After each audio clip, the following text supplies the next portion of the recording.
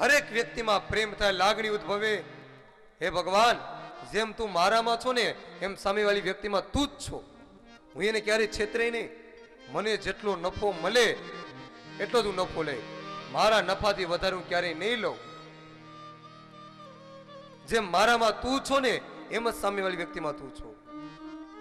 જો બધામાં પ્રેમ થઈ જાય તો રૂવાડા રૂવાડા સંત થઈ જાય. દેવાલય હો ગયા બદન, આ શરીર મંદિર થઈ જાય. દેવાલય પણ મંદિર હોય તો પૂજારી જોઈએ ને. આનો પૂજારી કોણ થાય? હૃદય તો મહંત હો ગયા. આ હૃદય એનો મહંત થઈ જાય, એનો પૂજારી થઈ જાય. પણ બધામાં પ્રેમ થાય તો આ પ્રેમ લક્ષણા ભક્તિ ભાગવત શીખવાડે. હરેક શાસ્ત્ર કરતા ભાગવત બધાની અંદર પ્રેમ કેમ કરો. બધામાં માણસ છે, બધામાં ભગવાન છે. હું જેવો છું એવો જ બધાય છે. અને માણસ એટલે સફેદ કપડા પહેરી લીધા, સારા ટીલા ટપ્પા કરી લઈએ, ભગવાનના મંદિરે જઈએ, ભગવાનની કથામાં જઈએ એટલે માણસ નહીં. ધર્મ એટલે ટીલા ટપ્પા કરવાનું, કંઠી પહેરી લેવી એટલાથી ધર્મ છે? નહીં, એનું નામ ધર્મ નથી. ધર્મ એટલે મારી તમારી મૂળભૂત ફરજને બજાવીને એનું નામ ધર્મ. બાપને બાપ કેવો એ આપણો ધર્મ જ છે. બાપે આપણને મોટા કર્યા, ભણાવ્યા, ગણાવ્યા. વૃદ્ધાવસ્થામાં આપણી સેવા કરવી આપણે એની, આપણો ધર્મ જ છે. આનું નામ ધર્મ. પણ આજે આપણે ધર્મને બહુ વગોવી નાખ્યો છે. ધર્મ એટલે બસ મંદિરે જવું, માળાઓ પહેરવીને, કંઠીઓ પહેરવીને, ટીલા કરવા, આનું નામ ધર્મ નહીં. આ ધર્મ નથી, એ સંપ્રદાય છે. ધર્મ ભગવાને મને આપ્યું છે, આ મારું નથી, મને પ્રસાદી આપી છે. મારી પાસે સ્કોર્પિયો, બોલેરો, ઇનોવા જે કંઈ પણ છે એ મારી નથી, ભગવાનની પ્રસાદી છે. અને પ્રસાદી એમાં એકલાનો અધિકાર નહીં, પ્રસાદી એમાં બધાનો અધિકાર હોય. વહેંચીને ખાવી, વેચીને નહીં, વહેંચીને. વેચવું અને વહેંચવું બહુ ફેર છે ભાઈઓ બહેનો. ભગવાને જે મને આપ્યું છે એ મારા ગામને, મારા કુટુંબને, મારા ઘરને બધાને કામ આવે, એકલા માટે નથી. માટે એક પથિક નામના સંત થઈ ગયા, એને બહુ સરસ કીધું, માણસની વ્યાખ્યા આપી. માણસ કેવો કોને? કિસી કે કામ જો આયે ઉસે इंसान कहते, किसी के काम जो आए उसे इंसान कहते हैं। किसी के काम जो आए उसे इंसान कहते हैं। किसी के काम जो आए उसे इंसान कहते हैं। पराया दर्द अपनाए, पराया दर्द अपनाए उसे इंसान कहते हैं। पराया दर्द अपनाए उसे इंसान कहते हैं। किसी के काम जो आए उसे इंसान कहते हैं। किसी के काम जो आए उसे इंसान कहते हैं। માણસ કેવો કોને? સારા કપડા પહેરી લે, સફેદ કપડા પહેરી લે, માણસ થઈ ગયો? નહીં, જે બીજાને કામ આવે ને એનું નામ માણસ. જે બીજાનું દર્દ પોતાનું દર્દ માને એનું નામ માણસ. અને જો કંઠી પહેરવાથી ભગવાનનું ધામ મળી જતો હોય તો કંઠી તો કટલેરીની દુકાને મળે છે 2 રૂપિયાની. અને આપણે શું, ધીરુભાઈ અંબાણીના છોકરા અનિલ અંબાણી મુકેશ અંબાણી સોનાની માળા કરી લે, દોરાની હુકમ માળા પહેરે. જો માળા પહેરવાથી ભગવાનનું ધામ મળી જતો હોય તો નહીં, માળા પહેરવાથી ભગવાનનું ધામ નથી મળતું. માળા પહેરી એટલે ગુરુજીના નામની માળા છે ડોકમાં. ખોટું બોલાય નહીં, ખોટું લેવાય નહીં. પૂજ્ય નારાયણ સ્વામી સરદારની અંદર થઈ ગયા. ગુરુજીએ કાઢી મૂક્યા નારાયણ સ્વામીને, મહાન ભજનીક સંત ગુરુજીએ કાઢી મૂક્યા. અને એ નારાયણ સ્વામી બહાર જઈ અને ભગવાનને યાદ કર્યા. હરિહરાનંદ કહે, એના ગુરુ હતા સરદાર. હરિહરાનંદ કહે સત્યને છુપાય નહીં. બસ સત્યને યાદ કર્યું અને ગુરુજી એને સ્વીકાર કર્યો. અને પૂજ્ય નારાયણ સ્વામી અદ્ભુત સંતવાણી હતી એમની. તો માળા એટલે ખોટું બોલાય નહીં, ખોટું લેવાય નહીં, પરને પીડાય નહીં, બીજાને પીડા ન પાય. બીજાનું દુઃખ એ પોતાનું દુઃખ, એનું નામ માણસ.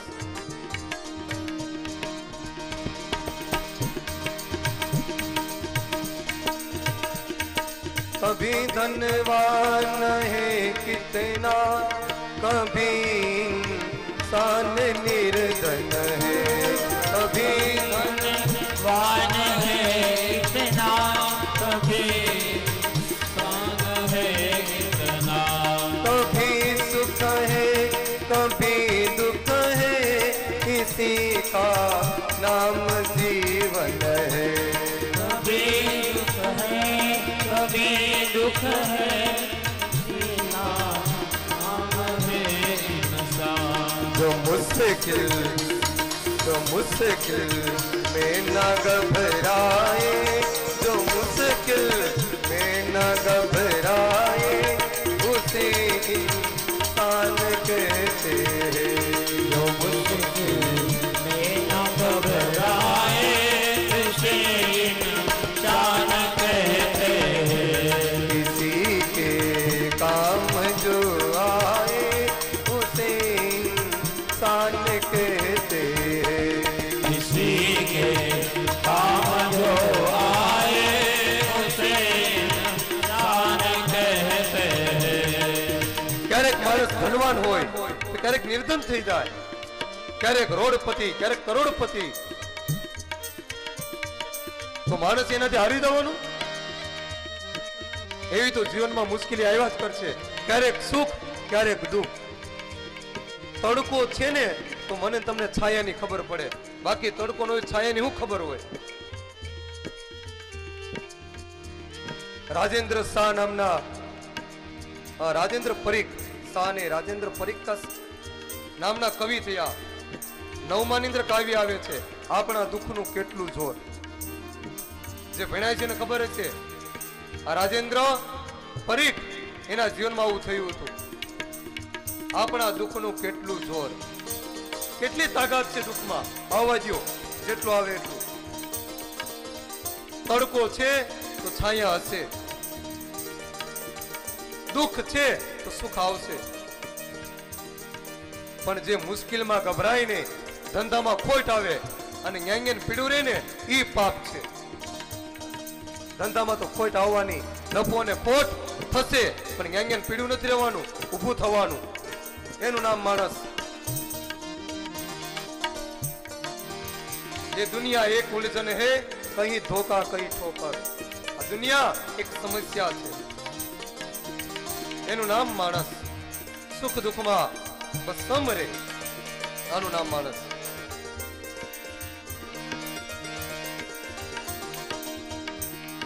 अगर गलती रुलाती है तो राहें भी दिखाती है. अगर गलती रुलाती है तो राहें भी दिखाती है, और राहें भी दिखाती है.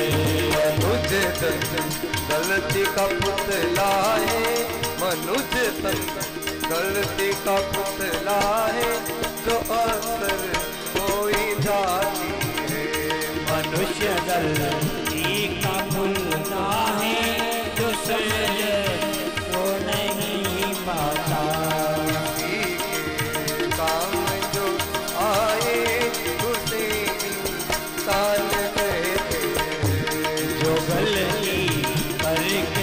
बरसाए उसे इंसान कहते हैं। किसी के काम जो आए उसे इंसान कहते हैं। किसी के काम जो आए उसे इंसान कहते हैं। કોઈ કહે છે ઝેર છે વીસીના ડંખમાં, અરે કોઈ કહે છે ઝેર છે સાપના મુખમાં, કોઈ કહે છે ઝેર છે ઝેર પોતલામાં, કોઈ કહે છે ઝેર છે રત્નાગર સાગરમાં, અરે કોઈ કહે છે ઝેર છે અફીણના કેફમાં, કોઈ કહે છે ઝેર છે હડકાયા શ્વાનમાં. પણ ગુણીજનો ધ્યાન દઈને વિચારજો, જાજામાં જાદુ ઝેર છે માનવીની જીભમાં.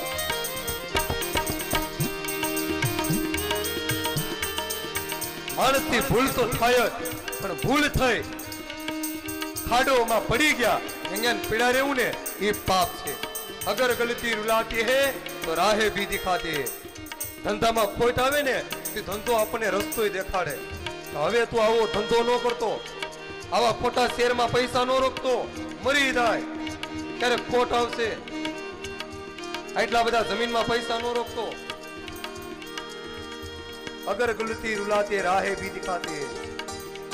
મનુષ્યનું તન ભૂલ તો થાય જ, પણ ભૂલ થાય ને અહીંયા પીડા રહેવું ને એ પાપ છે. ત્યાંથી ઉભા થાવ, મહેનત કરો.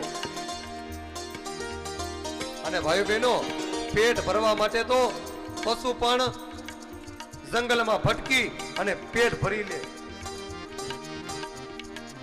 પણ પેટ ભરવું ઈ જ માણસ. આજે માણસ બસ ખાવાનું ગમે ત્યાં મળવું જોઈએ, જમવાનું. આનું નામ માણસ નથી. માણસ કેવો કોને પથિક નામના ભક્તે કીધું,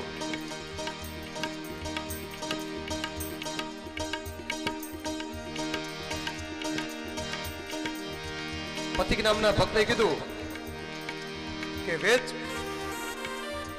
જમી લેવાથી માણસનું પેટ ભરાઈ ગયું નથી. માણસ નથી. જે વહેંચીને ખાય એનું નામ માણસ. अकेले ही खा करते वो अपना गुजरान करते हैं।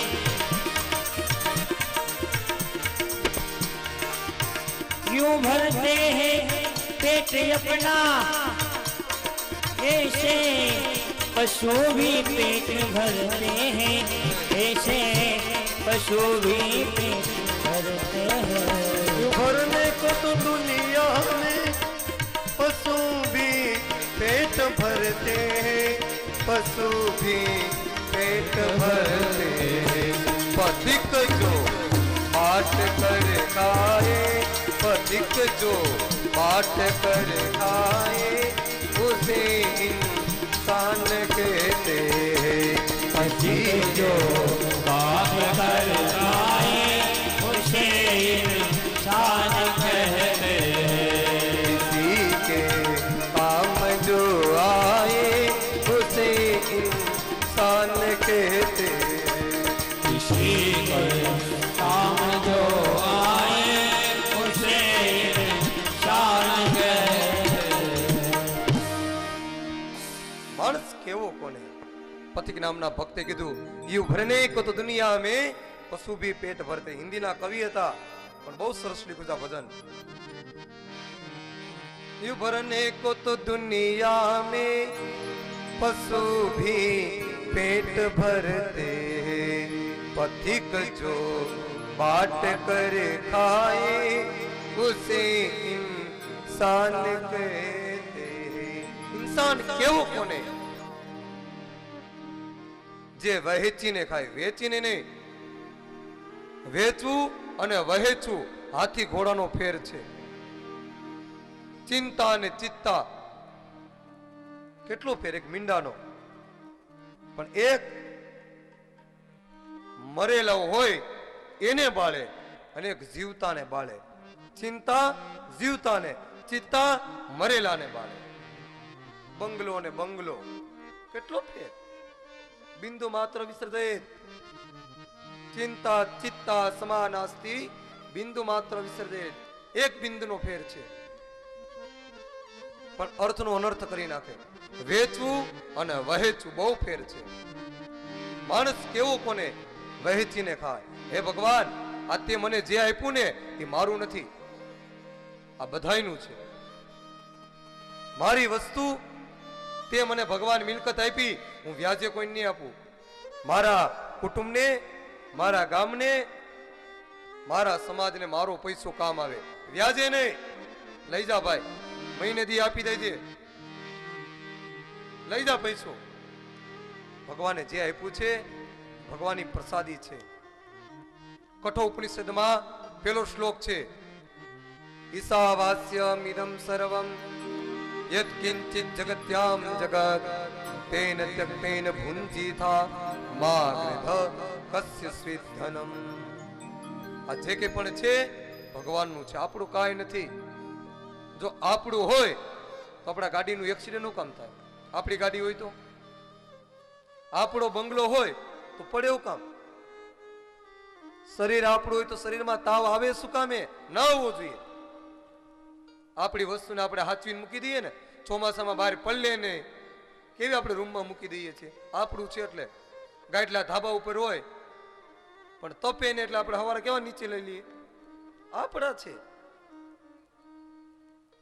તો શરીર આપણું હોય તો આપણે હાચવી ન શકીએ? ભાંગે નહીં, તૂટે નહીં, પણ આપણું નથી માટે આ બધું થાય છે. તો જે ભગવાને આપ્યું છે એ બધી ભગવાનની પ્રસાદી છે, આપણે એકલા માટે નથી, બધાને આપો. તો ભાઈ બહેનો, આ ભાગવત બિન સાંપ્રદાયિક પ્યાવ છે. શ્રીમદ ભાગવત પ્યાવ એટલે પરબ. પરબમાં તમે જાઓ, પરબ એટલે પાણીનું. બસ સ્ટેન્ડમાં કોઈ પરબ ખોલાવ્યું હોય ત્યાં બધાય પાણી પીવાનો હક.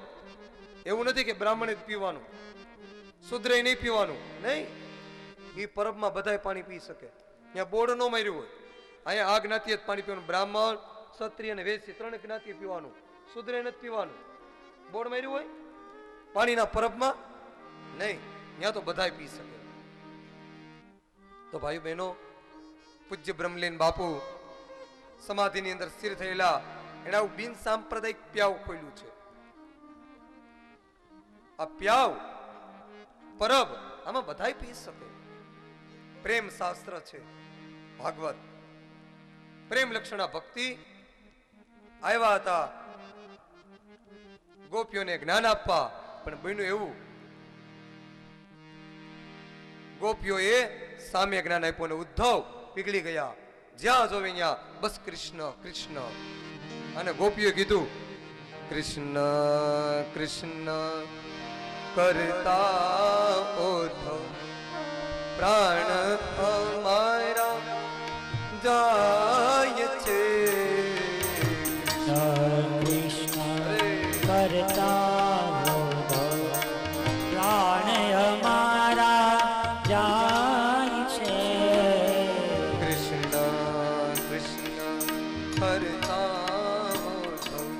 પ્રાણ અમારા જાય છે.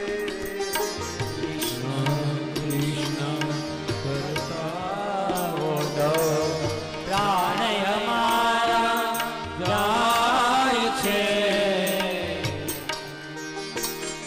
એ ગોપીઓએ ઉદ્ધવને જ્ઞાન આપ્યું. વિદ્વાન હતા, ભણેલ ગણેલ વેદ ભણેલા હતા, પણ એનો વેદ પીગળી ગયો.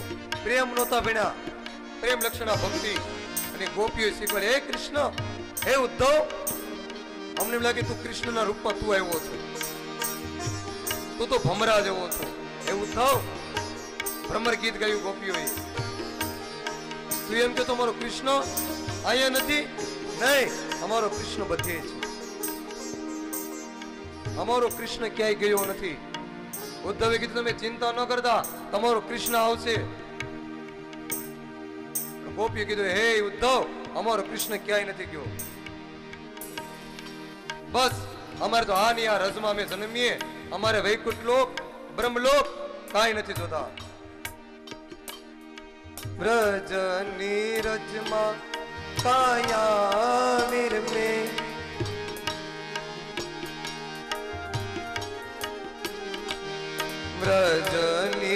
रजमा काया वीर में एही ઈચ્છા मन माय रे कृष्ण कृष्ण करता उद्धव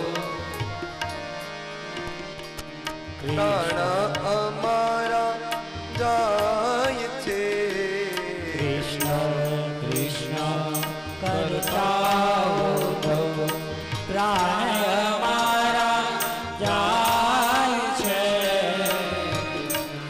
કૃષ્ણ કરતા ઉદ્ધવ પ્રાણ અમારા જાય છે. હે ઉદ્ધવ, સ્વર્ગ લોક કે વૈકુંઠ લોક કે બ્રહ્મલોક અમારે કાંઈ નથી જોતા. વ્રજની રજમાં કાયા વિળીમે જેમ જલના જીવડાઓ જળમાં મરી જાય ને એમ હે ભગવાન મારું વૃંદાવન છે રૂડું કે વૈકુંઠ નહીં રે આવું. ગોપીઓ ગાય હે ભગવાન તારા વૈકુંઠ કરતા તો વ્રજમાં હારું છે મારે. અહીંયા વ્રજમાં તો બધી લીલાઓ છે. સ્વર્ગલોક કે બ્રહ્મલોક કાંઈ નથી જોતા. વ્રજની રજમાં કાયા વિરમે એહી ઈચ્છા મનમાં હી રે. જલના જીવડા જળમાં મળે. જેમ જલના જંતુ જળમાં મરી જાય આ બ્રહ્મ રજ લોકો વ્રજની જાત્રા કરવા જાય એ વ્રજની અંદર જઈ અને વ્રજની રજમાં આળોટે. ભગવાને પોતાના મુખમાં એ રજને મૂકી હતી. કાલે ખાધી ને ભગવાને માટી બ્રહ્મરજ ભગવાનની બ્રહ્મરજને મુખમાં મૂકી હતી. આ વ્રજ મહિમા ઉદ્ધવે પીગળી ગયા. પ્રેમ લક્ષણા ભક્તિની અંદર ઉદ્ધવને જ્ઞાન થયું. કારણ કે અત્યાર લગી ઉદ્ધવે પોથી બહુ ભણી, વેદ ભણ્યા, પણ પ્રેમ નહોતા ભણ્યા. અને એ પ્રેમ લક્ષણા ભક્તિ એ અભણ ગોપીઓએ શીખવાડી. એવું નથી વિદ્વાન વ્યક્તિ શીખવાડી શકે, અભણમાં પણ જ્ઞાન હોય છે. અભણ ગોપીઓએ પ્રેમ લક્ષણા ભક્તિ શીખવાડી અને ઉદ્ધવ જ્ઞાન દેવાને બદલે જ્ઞાન લઈને આવ્યા. જેમાંથી આ ઉદ્ધવ અવતારમાંથી સ્વામિનારાયણ સંપ્રદાયની સ્થાપના થઈ. એ ઉદ્ધવ એ પીપલાણાની અંદર રામાનુજાચાર્ય બનીને આવ્યા, સ્વામી બનીને આવ્યા રામાનંદ સ્વામી, અને નીલકંઠ વર્ણી એમને ગુરુ દીક્ષા આપી.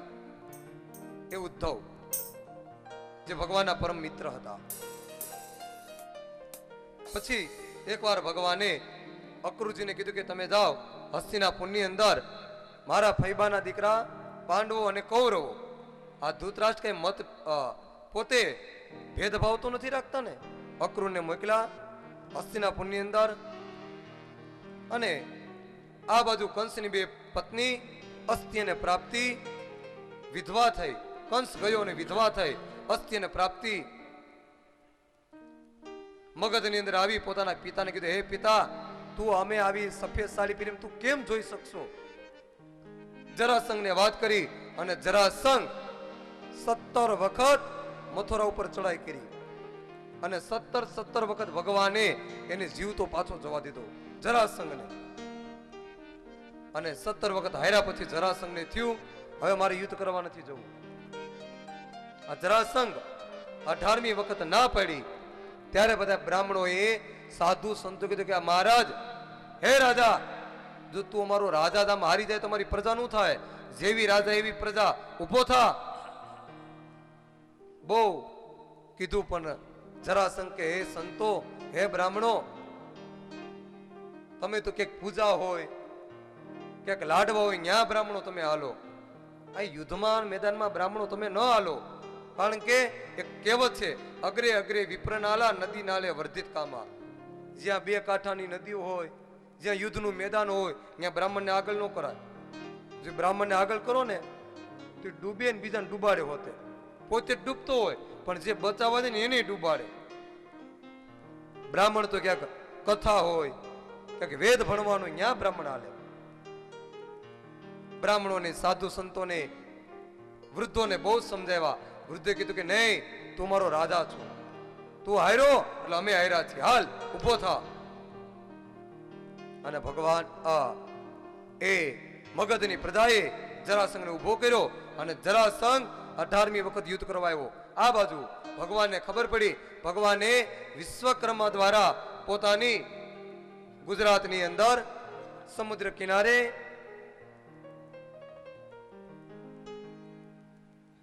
નગરી બનાવી, સોનાની નગરી.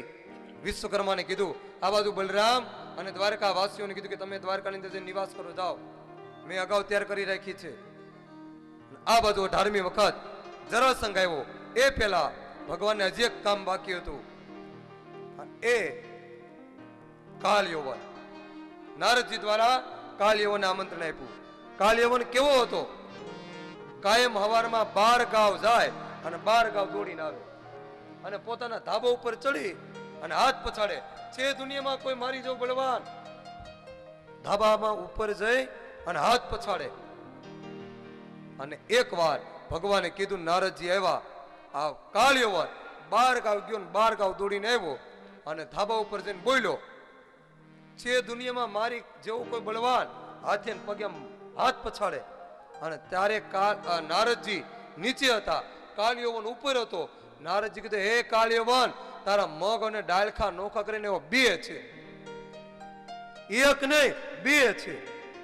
અને ત્યારે કાળ યૌવને સીડી નો ગોતી, ભાઈ બહેનો, તરત ઉપરથી નીચે ઠેકડો માર્યો અને તરત નારદજીનો કાફલો પકડ્યો. કોણ છે? મગ અને ડાળખા નોખા કરે એવો?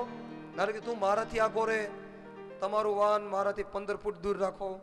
આગો રે, હું નથી, છે બીજા. મગ અને ડાળખા એટલે ચોમાસાની સિઝનમાં મગ થાય, લીલા મગ હોય અને એ મગને તડકે હૂકવે, મગ અને અડદ ને બધું તડકે હૂકો, પછી હુકાઈ જાય, પછી એને કોથળીમાં ઉપર કોથળી રાખીને ધોકો લઈને બેનો એક ધોકો મારે, તપી જાય, પછી મગ અને ડાળખા 2 અલગ. એક ધોકે એક બાજુ મગ થઈ જાય ને એક બાજુ ડાળખા થઈ જાય.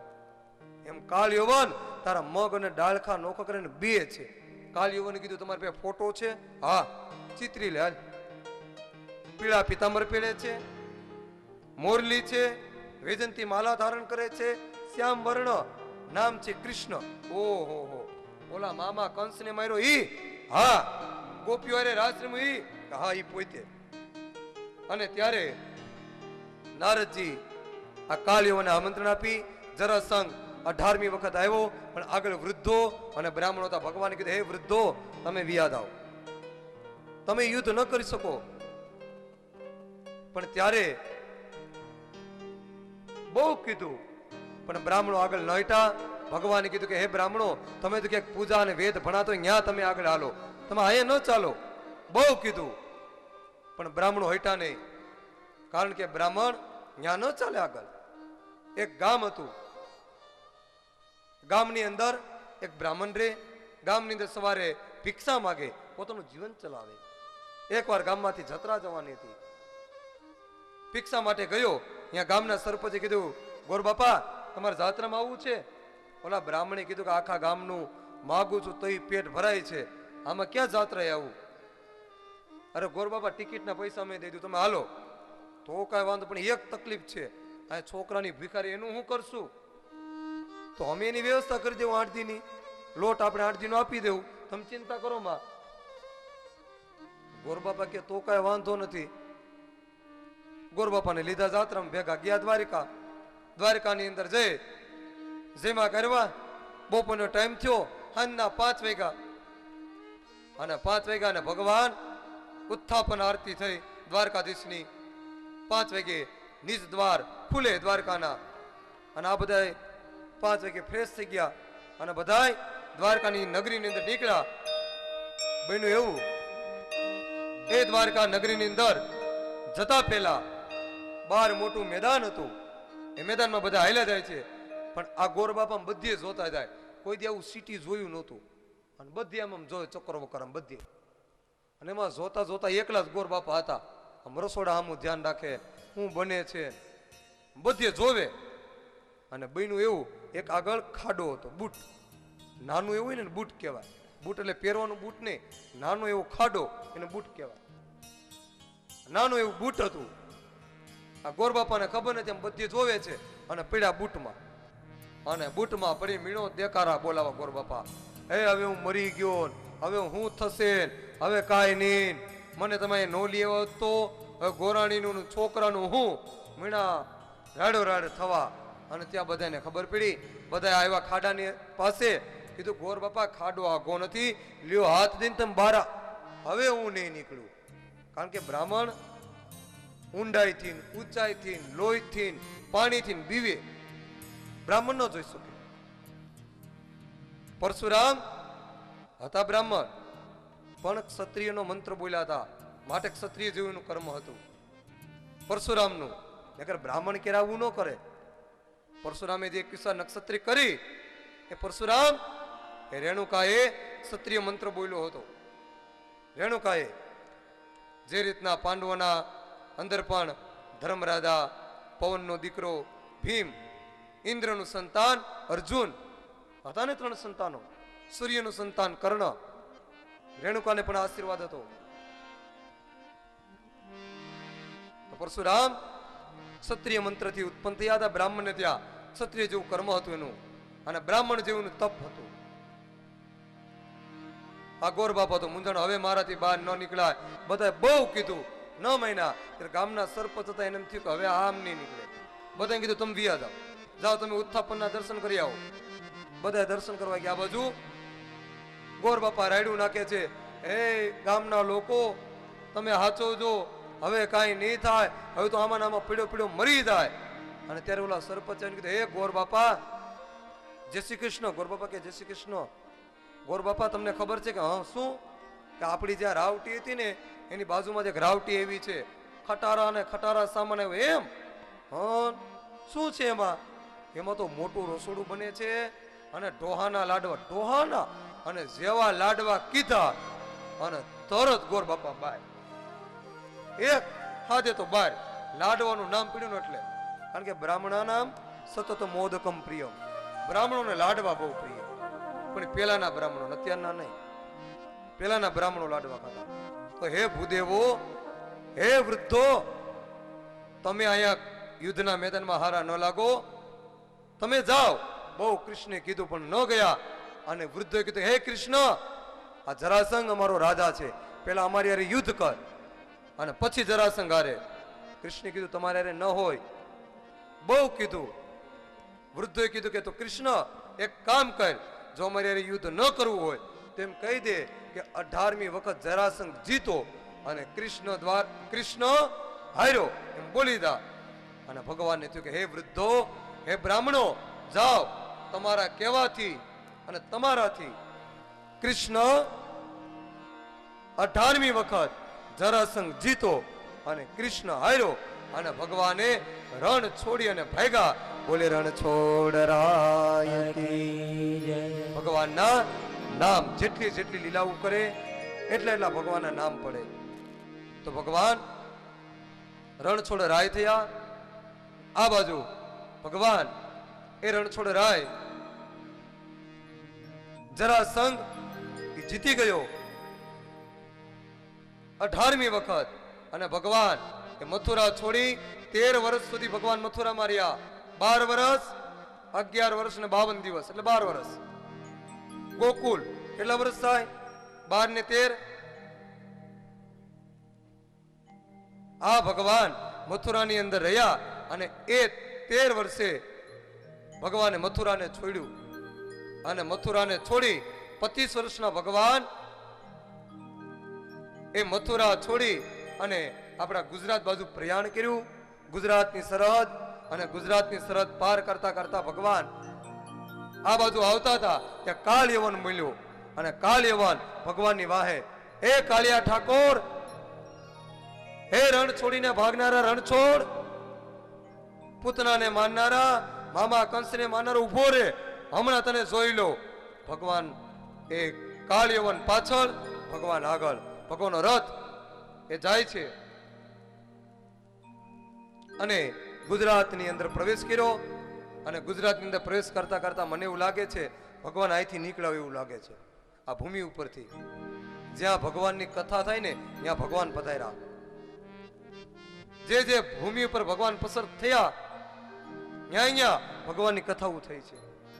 તો ભગવાન આ સુડાવળ ગામમાંથી અહીંથી ધાયેલા છે. અહીંથી વાયા વિસાવદર, વિસાવદરમાંથી ત્યાંથી સીધા ગિરનાર રેવતાચલ કહેવામાં આવે છે ભાગવતની અંદર. રેવત આ પર્વતનું નામ છે ગિરનારનું. આ રેવતાચલ પર્વત કાળયવન પાછળ અને રેવતાચલની ઉપરથી થઈ અને ભગવાન પર્વત જુનાગઢની ઓલી બાજુ ઉતરા અને ત્યાં ઉતરી ગિરનારની નજીક દામોકુંડ. દામોકુંડની બાજુમાં એક ગુફા હતી. ભગવાન ત્યાં ગયા કાળયવન પાછળ અને ભગવાન એ ગુફાની અંદર જઈ પ્રવેશ કર્યો અને ત્યાં એક પુરુષ સૂતો હતો. એ પુરુષ ઉપર ભગવાને પોતાનું પીળું પિતાંબર ઓઢાડી દીધું, પીળું ઉપસ્ત્ર, અને પુરુષ સૂતો છે. આ બાજુ કાળયવન બબડાટ કરતા કરતા આવ્યો, હે કાળિયા ઠાકર, તને એમ હતું કે હું તને નહીં ઓળખું, એમ તને નહીં ગોતી શકું. અરે તું ગમે ત્યાં પાતાળે સુપાઈ જા ને તોય તને છોડે નહીં. અને કાળયવન બબડાટ કરતો કરતો ગુફામાં આવ્યો અને જોયું તો ઉપર પીળું પિતાંબર ત્યાં હુતા હતા. અને કાળયવન ઓ હે કાળિયા ઠાકર, બારે કાળું પેટમાં કરો, તને એમ કે મને નહીં ખબર પડે એમ. અને તરત ઈ હુતેલા પુરુષ એને પાટું માર્યું અને ઉપસ્ત્ર ઉપરથી ઉપાડ્યું અને પાટું માર્યું અને તરત ઈ પુરુષ ઊભો થયો. અને જેવો ઊભો થયો ને આંખ ખુલી. આંખ ખુલતાની સાથે કાળયવન બળીને ભસ્મ થઈ ગયો, રાખ થઈ ગયો. અને ત્યારે ભગવાન પાછળ છુપાના હતા. પાછળથી ભગવાન આવ્યા અને તરત ઈ વ્યક્તિ પગે લાગ્યો, ઓહો, દ્વાપર યુગ આવી ગયો, કૃષ્ણ પ્રાગટ્ય થઈ ગયો. આ કેટલા વર્ષથી હું સૂતો હતો. એ કોણ હતું? ઇક્ષ્વાકુના વંશની અંદર મુચકુંદ મહારાજ થયા. રામના વંશ પહેલા મુચકુંદ. આ મુચકુંદ મહારાજ હતા. આ મુચકુંદ મહારાજ દેવતાઓ તરફ યુદ્ધ કરવા ગયા હતા. દેવતાઓ જીતા. દેવતાએ મુચકુંદ મહારાજને કીધું, હે મુચકુંદ મહારાજ, વરદાન માગો. ત્યારે મુચકુંદે કીધું કે મહારાજ, હે ભગવાન, હે દેવતાઓ, હું ખૂબ ઠેકો છું. કેટલા વર્ષ લગી મેં યુદ્ધ કર્યું, ઠાક લાગ્યો છે, હવે ઊંઘ આવે છે, નિંદર આવે. હે દેવતાઓ, જ્યાં લગી હું ઉઠું નહીં ત્યાં લગી મને કોઈ જગાડવાનું નથી. મારી મેળે ઉઠું ત્યારે, અને કદાચ મને કોક ઉઠાડે ને તો હું જાગું અને તરત ઈ બળીને ભસ્મ થઈ જવું જોઈએ. દેવતાએ કીધું વાંધો નહીં. તો આ મુચકુંદ મહારાજ હતા. અને તરત એ કાળયવન, કારણ કે કાળયવન એનો કાળ ભગવાન નહોતા. આ જરાસંઘ એ ભગવાન હાથે નહોતો મરવાનો. એ ભગવાનને ખબર હતી આનો કાળ મારા હાથે નથી. અને એ મુચકુંદ મહારાજ ભગવાનને પગે લાગે, મહારાજ, આ ઉઠો ને તરત આવું પાપ થયું મારાથી. હું તો તમારો પરમ વૈષ્ણવ છું ભગવાન. આ ઉઠતા વેત મારા પાસે પેલું પાપ કર્યું આવું. હવે તો મને મુક્તિ નહીં મળે ભગવાન, મને ભગવાનનું ધામ નહીં મળે. ત્યારે ભગવાને વરદાન આપ્યું કે જા મુચકુંદ, હું તને વરદાન આપું છું. તારે મુક્તિ જોઈએ ને, આ જન્મમાં તો તને નહીં મળે. તું બીજો જન્મ એ જુનાગઢમાં નરસિંહ મહેતા બનીને આવજે અને હું તારા કામ સ્વીકારવા આવે. એ ભગવાન એ કુંવરબાઈના મામેરા પૂરે, એની હુંડી સ્વીકારે. કાલે નરસિંહ મહેતા આવ્યા હતા ને અહીંયા, એ નરસિંહ મહેતા ઈ જ મુચકુંદ મહારાજ જે દામોકુંડ પાસે આવી અને હરિનામ સંકીર્તન કરે. ત્યાંથી ભગવાન સમુદ્ર કિનારે જ્યાં દ્વારકા બની હતી ત્યાં આવ્યા. દ્વારકા નામ કેમ પડ્યું? દ્વારકા. દ્વાર એટલે દરવાજો, કા એટલે કેમ બંધ. જ્યારે દ્વારકા વાસીઓ ત્યાં ગયા ને ત્યાંના દરવાજા બંધ હતા. દ્વાર કેમ બંધ માટે પડ્યું દ્વારકા. અને ભગવાન એ દ્વારકાની નગરીની અંદર પ્રવેશ કર્યો. બોલે શ્રી દ્વારિકા શ્રી દ્વારિકા રણ છોડ ભગવાન દ્વારકાના અધિપતિ બન્યા અને બધાએ ભગવાનનું દ્વારકાની અંદર સ્વાગત કર્યું. આવો આપણે પણ આ દ્વારકા નગરી છે, શરીર એ દ્વારકા નગરી છે. આ દ્વારકા નગરીમાં ભગવાન કે હે ભગવાન, તું જેમ પધાર્યો દ્વારિકામાં એમ અમારા દરવાજા બંધ છે, તું અમારી અંદર પ્રવેશ કર. આવો ભગવાનનું સ્વાગત કરીએ. સ્વાગતમ કૃષ્ણ શરણાગતમ કૃષ્ણ, સ્વાગતમ કૃષ્ણ શરણાગતમ કૃષ્ણ,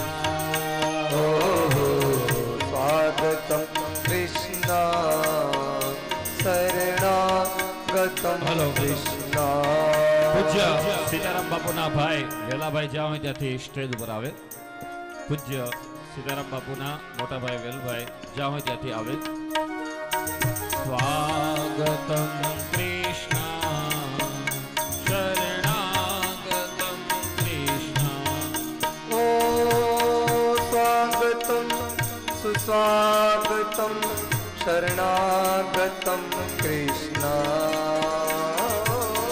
स्वागतं सुस्वागतं शरणागतं कृष्ण સ્વાગતમ સુસ્વાગતમ શરણાગતમ કૃષ્ણ स्वागतं सुस्वागतं शरणागतं कृष्ण મધુરાપુરી કૃષ્ણ મધુસૂદન કૃષ્ણ रापुरी कृष्ण मधुसूदन कृष्ण મધુરાપુરી કૃષ્ણ મધુસૂદન કૃષ્ણ पुरी कृष्ण मधुसूदन कृष्ण સ્વાગતમ સુસ્વાગતમ શરણાગતમ કૃષ્ણ स्वागतं सुस्वागतं शरणागतं कृष्ण વેલકમ તો કૃષ્ણ આવરડુ you Krishna to Krishna Hallelujah Krishna welcome to Krishna આવરડુ you Krishna Welcome to Krishna Hallelujah Krishna ભગવાનનું દ્વારકાની અંદર આવ્યા દિવ્ય સ્વાગત થયું. બ્રાહ્મણોએ છડી પુકારી રાધાધિરાજ ગો બ્રાહ્મણ પ્રતિપાલક શ્રી દ્વારકાધીશને ઘણીક ખમ્મા. અત્યારે પણ જ્યારે દ્વારકાધીશને રાજભોગ ધરાય ત્યારે અહીંયાના બ્રાહ્મણો ગુગલી બ્રાહ્મણો આગળ ચાંદીની છડી હોય, પાછળ શંખનાદ અને થાળ હોય અને બ્રાહ્મણો ગુગલી બ્રાહ્મણો છડી પુકારે રાધાધિરાજ ગો બ્રાહ્મણ પ્રતિપાલક શ્રી દ્વારિકાધીશને ઘણીક ખમ્મા. આવા ભગવાન દ્વારકાધીશ દ્વારકાના અધિપતિ ભગવાન દ્વારકાની અંદર નિવાસ કરે. ભગવાને પોતાનું નામ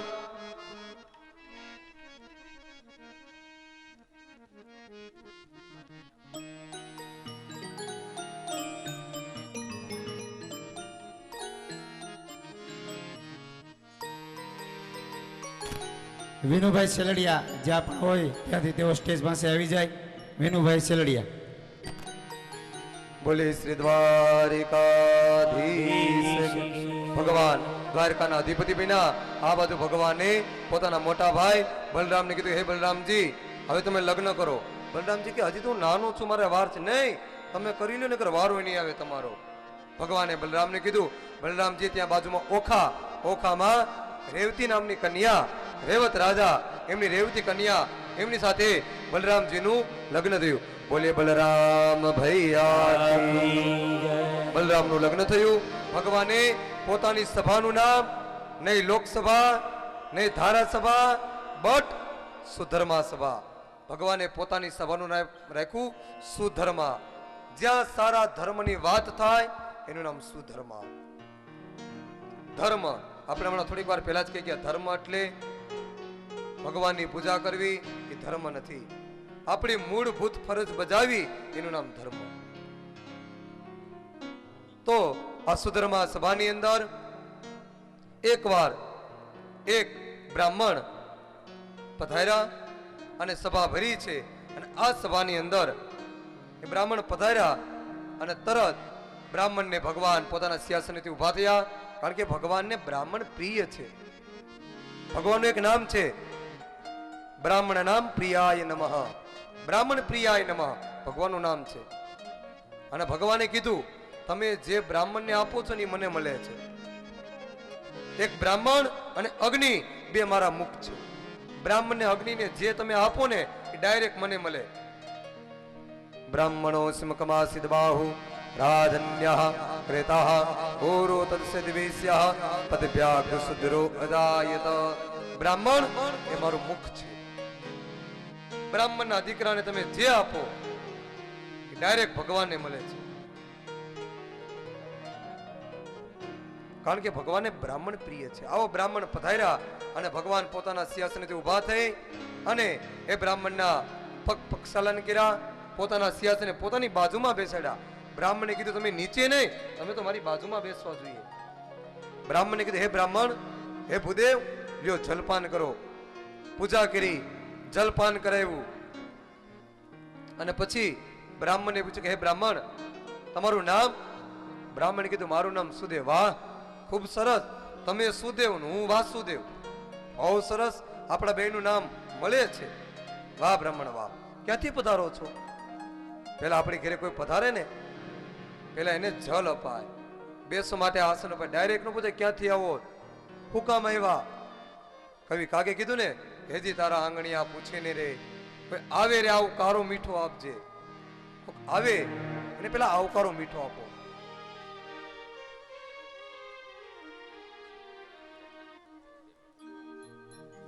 તો ભગવાન એ સુધી બ્રાહ્મણે કીધું વિદર્ભ દેશ, ત્યાંથી એક કુંવારી કન્યા એને તમારા માટે લેટર લખ્યો છે, પત્ર. અને પત્ર લઈને આવ્યો છું. અને ભગવાને કીધું એમ એક કન્યાએ મને પત્ર લખ્યો? હા, એક કન્યાએ તમને પત્ર લખ્યો છે. તો બ્રાહ્મણ એક કામ કરો, પત્ર એકલા ન વચાય. આ સભામાં ભરી સભામાં હું નથી વાંચવાનો, તમારે વાંચવાનો છે. ભલે મારો પત્ર રહ્યો. ભગવાને એ કન્યાનો પત્ર, હે ભૂદેવ તમારા મુખેથી વચે તો બહુ સારું ને, તમારી વાણીથી. હે ભૂદેવ તમે વાંચો. આવો આપણે પણ એ પત્ર સંસ્કૃતની અંદર એ પત્ર છે જે રૂકમિણીએ લખેલો હતો પત્ર, એ પત્ર આપણે સંસ્કૃતની અંદર પઠન કરીએ. શ્રુતવા ગુણાન ભુવન સુંદર શૃણવતાંતે નિર્વિશ્ય કર્ણ વિવરે હરહતોમ ગતાપમ રૂપમ દ્રસામ દ્રસિતમા કિલલાર્થ લાભમ પયચ્યુતન વિસતિતિ તમ પત્રપમ મે કાત્વા મુકુંદ મહતિ કુલશીલ રૂપ વિદ્યા વયો દ્રવિણધા મભિરાત્મ તુલ્યમ ધીરા પતિમ કુલવતી નવૃણીત કન્યા ચલે નૃસિંહ નરલો કમનોંગ ભીરામમ તન્મે ભવાન કુલવૃત્ત પતિરંગ જાયા માત્માર્પિતસ્ત ભવતો ત્રિવિભોર વિદેહી મહાવીર ભાગમભ્યર્મ સુતેત આરાન ગોમા યુવન મૃગપતિર બલિમમ મુજાક્ષ. રૂકમિણીએ પત્ર લખો. આપણે સંસ્કૃતમાં બોલ્યા, હવે ગુજરાતની માં બોલીએ. પત્ર લખતા પહેલા પત્રમાં સંબોધન બહુ જરૂરિયાત છે. અહીંથી વક્તવ્ય આપતા પહેલા, ભાષણ આપતા પહેલા સંબોધન કરવું જોઈએ. સંબોધન બહુ જરૂરિયાત છે. ફોન ની અંદર શરૂઆત કરતા પહેલા ફોનમાં સંબોધન. તરત તો કોક ફોન કરે ને તરત સામું પૂછે. ફોન પોતે કરે, પૂછે કોને? તમે કોણ બોલો? એટલે ફોન તે કર્યો છે. ફોન આવી ગયા પણ વાપરતા મને તમને આવડતો નથી. ફોન કેમ વાપરો નહીં? પેલા તો ફોન શરૂઆત કરતા પહેલા જય શ્રી કૃષ્ણ, જય માતાજી, જય સ્વામિનારાયણ, ફલાણા ગામથી ફલાણો બોલું છું, તમે આ વ્યક્તિ બોલો. આ તો શરૂઆત પોતે જ કરે, તમે કોણ બોલો? ભાઈ બહેનો, કોઈ પણનું કામ હોય તો સંબોધન જય શ્રી કૃષ્ણ કરો, જય માતાજી કરો, ફલાણા ગામથી હું બોલું, તમારું તરત કામ થઈ જાય. સંબોધન બહુ જરૂરિયાત છે. સ્વામી વિવેકાનંદ શિકાગોની ધર્મસભામાં બધા દેશથી બધા સંતો આવ્યા હતા, બધા મહાનુભાવો હતા. પ્રેણભાઈએ પહેલે દિવસે જ વાત કરી હતી વિજય બાપુ પધાર્યા ત્યારે એ સ્વામી વિવેકાનંદ આપણા ભારતનો એક સંત, આખા ભારતમાંથી એક વ્યક્તિને પસંદ કરવામાં આવ્યો, સ્વામી વિવેકાનંદને. અને એ સ્વામી વિવેકાનંદ એ સભાની અંદર જઈ, શિકાગોની ધર્મ સભા, જ્યાં ધર્મની સભા હતી, ત્યાંના સંતો, ત્યાંના વ્યક્તિઓ, ત્યાંના ચિંતકો એવું ભાષણ કરતા ઊભા થાય અને તરત પોતાનો વારો આવે એટલે કરે, લેડીઝ એન્ડ જેન્ટલમેન, બસ પોતાનું વક્તિ આપો મને, ભાઈઓ ને બાઈઓ, લેડીઝ એન્ડ જેન્ટલમેન, અને પછી પોતાના ધર્મની વાત કરે. બધાયના વારા આવ્યા, એમાંથી આપણા ભારતનો વારો છેલ્લે હતો. સ્વામી વિવેકાનંદ 2 મિનિટ બોલવાની હતી અને ઊભા થયા. એનું તેજ જોઈ બધાય એની અંદર લીન થયા. અને એ સ્વામી વિવેકાનંદ પેલા ઊભા થયા, પેલા સભાને પગે લાગ્યા. પેલા સભાની અંદર જતા પેલા સભાને પગે લાગો. સભા એ દેવનું રૂપ છે. સ્વામી વિવેકાનંદ પગે લાગ્યા. પગે લાગીને બોલ્યા, my dear mother, my dear father, my dear brother, my dear sister and my all dear friend. મારી વાલી માતાઓ, મારી વાલા પિતાઓ, મારા વાલા ભાઈ અને બહેનો, અને નાના નાના ભૂલકાઓ, અને બધાય મારા મિત્રો. જે બીજાના હતા ને એને પોતાને બનાવ્યા. કાલે નરેશભાઈ પટેલ, એમનું નરેશભાઈ પટેલ નથી થવાતું. એને જો પોતે કેવું કીધું, અમારી એકલો પટેલ સમાજ ને 5000 જ્ઞાતિ, એના માટે ત્યારે મોટું થવાય. મોટું એમનેમ નથી થતું, પેલા કોકને મોટા બનાવો ત્યારે મોટું થવાય. મોટું બનતા પેલા બીજાને મોટા બનાવવા પડે. એને આવીને બહુ સરસ વાત કરી.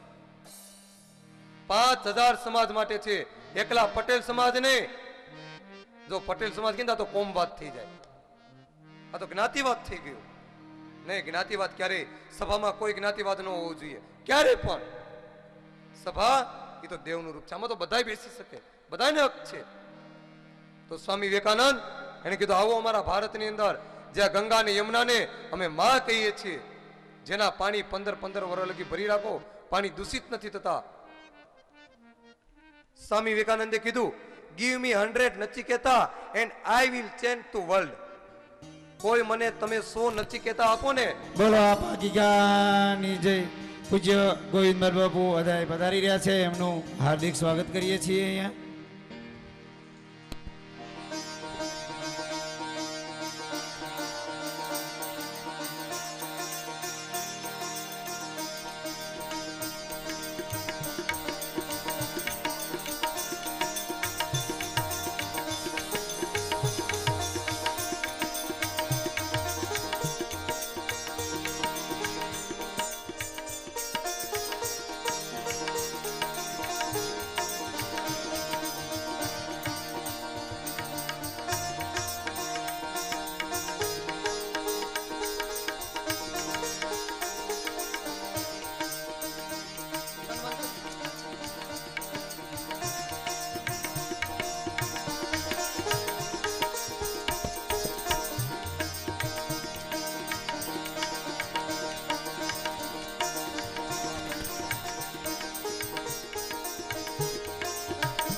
Hello hello hello hello.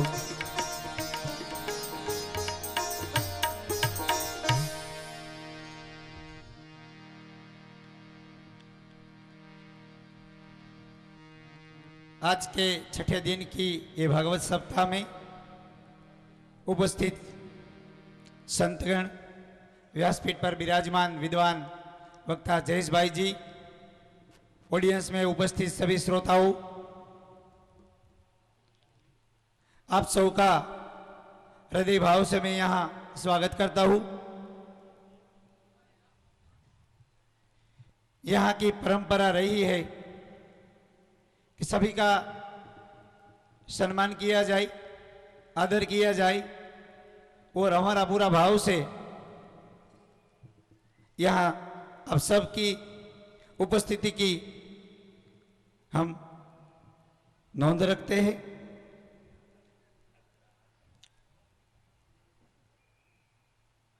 હું પૂજ્ય બાપુને વિનંતી કરીશ, અહીંયા વધાર્યા છે આ બાકીગાના આશ્રમ સત્તાધારથી પૂજ્ય ગોવિંદ બાપુ, આપના ચરણોમાં વંદન સાથે આપને અમારો સન્માન સ્વીકારવા માટે વિનંતી। હું પૂજ્ય જયરામ બાપુ, સીતારામ બાપુ, લવજી બાપુને વિનંતી કરીશ વધારેલા મહાત્માને ફૂલહાર અને શાલથી સન્માન કરો।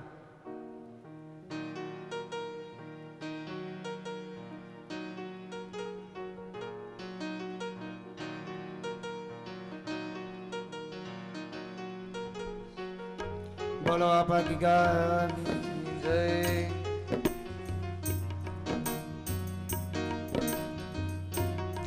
અહીંયા જે પણ સંતો છે એના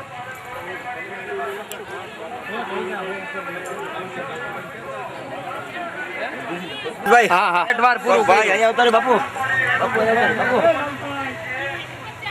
અને 100 બોટલ તો મિનિમમ કરવાની. 100 પૂરી કરી પછી વાંધો 100 વાંધો. પણ ભલે ને અડધી કલાક ખેંચો ને અમે હમણાં ફૂલ ટ્રાફિક છે એમાં શું આ બધાને લેજો મનુભાઈ અહીંયા દઈ જાવ તમે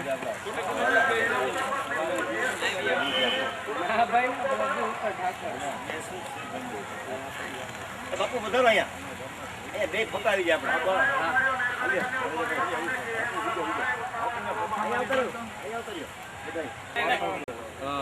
અશોકભાઈ હો વખત આજે હા એનું શૂટિંગ લઈ લો. આવી જાવ ભાઈ પાછળ જવું જ બેન આપણે જઈ જાવ સાહેબ આવી જાવ છેલ્લા 15 દિવસથી 1.5 કલાક હુએ છો બાપુ. અરે વાહ વાહ. રાત્રે 3:30 થી 5 ઈ માથાની મહેરબાની. આ ટીવી બીમાં આવજો ભાઈ હો બધા આ ખોટું કામ છે મોટા કામ કરી છે ભાઈ મોટું દાન ચાલે છે ભાઈ આમ મારી બાજુમાં એટલે બધી 15 દિવસની મહેનત પછી રક્તદાન કરે છે. હા બસ મારી માતાજી કોડલ માની કૃપા છે. માતાજીની દયા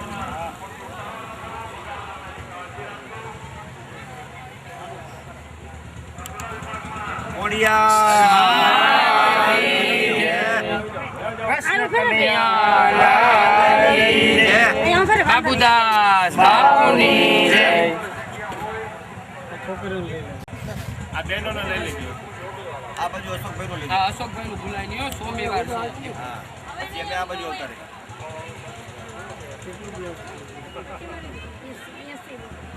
આ બાજુ અશોકભાઈ ઉતારી હાલો સોમવાર હો ભાઈ. બે પૂરી સેન્ચુરી